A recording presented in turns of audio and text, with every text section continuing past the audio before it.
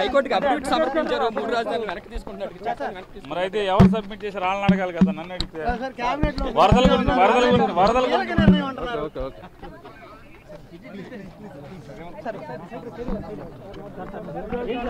బిల్లుకు సంబంధించిన అవకాశం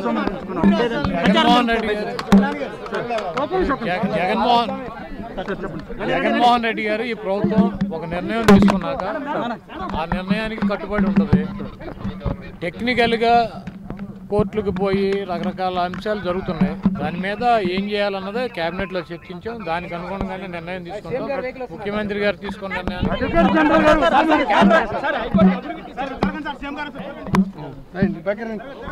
హాయ్ ఫ్రెండ్స్, మా టుడే టుమారో యూట్యూబ్ ఛానల్ చూస్తున్నందుకు చాలా థ్యాంక్స్.